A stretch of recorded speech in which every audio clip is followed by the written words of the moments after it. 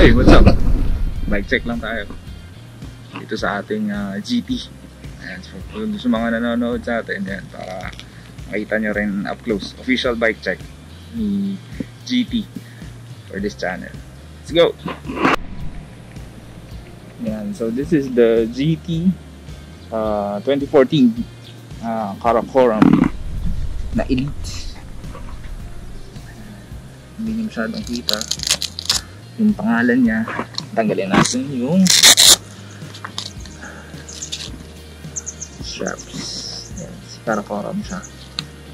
And it's Elite. So pag si GT, meron silang different models, parang entry, mid-range, high-end, depending dun sa pyesa na nakakabit. Okay, start off with ito. Isa dun sa mga unique sa kanya dahil yung Elite model nga siya is yung kanyang RockShox XC28 TK MG. So it's a 29er. So magnesium lowers, 28mm na chrome steel upper. Yan. So forged crown, post mount disc brake, turnkey lockout, may rebound, adjust, and syempre QR. Matagal na to, 2014. Okay, so 100mm lang yung travel niya kasi ano lang to, XC bike. Head tube diameter is to 1 1/8 inch. Headset, hindi masyadong kita, maraming bag. Headset is a Core 1B threadless, zero stock. Okay, handlebar niya obviously nag-iba na. Dati ano rin yan, Core aluminum 30mm rise yung handlebar niya. Pero ngayon, this is the project loop bar. Ayan. So, nilagyan na natin ng ODI bar tapes. May kung ano-anong abubot pa dyan. Ayan, from stuff wrap. Yung GLB, nilagyan natin ng cat-eye padron. Ayan yung rock bros na kanyang ilaw. Yung stem is Altera threadless, 4-bolt CNC faceplate, 5-degree rise with a 31.8mm clamp. So walang problema si project na nilagay ko. Sa grips, syempre pinalitan na. Dati GT statement, tapos nagkaroon ako ng the bump.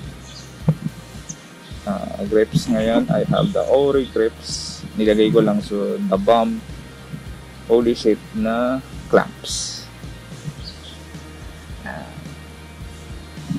So meron kang Avid EB1 hydraulic brakes, yung 160mm rotor, and hydraulic brakes na yan.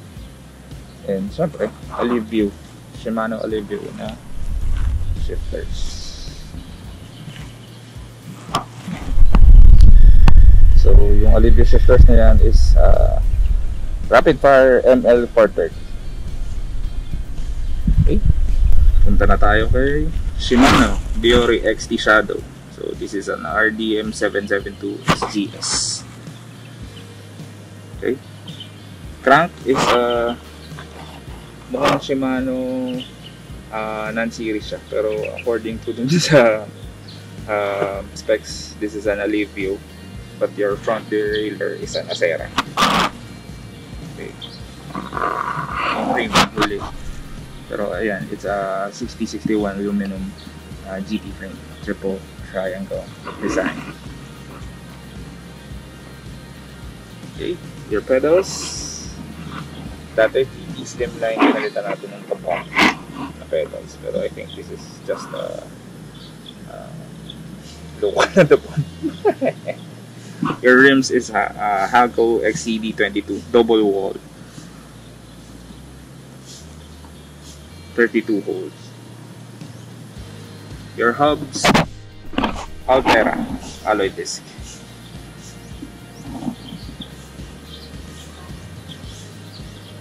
quick release, 14K stainless na spokes, your Continental Race King 29.2, 29 by 2.0, and 29 by 2.2 sa harap. Seat post, Altera din, micro adjust. Okay.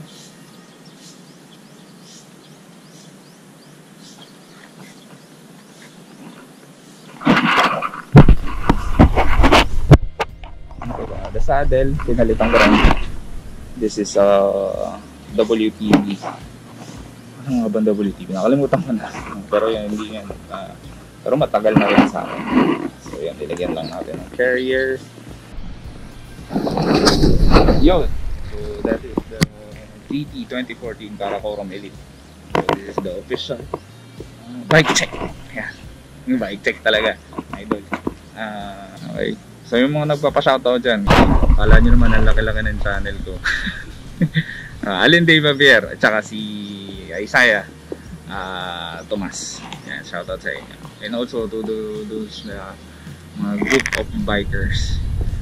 Magkikita-kita tayo. Sila Sir Derek Laranio, sila Jed, BTV, sila Bike Eat Repeat, Pajak Unlimited, si Bestre Bike TV. May mga nakalimutan ako, alam ko, pero sorry. Yan, kita-kits. Yun, stay safe. Ingat.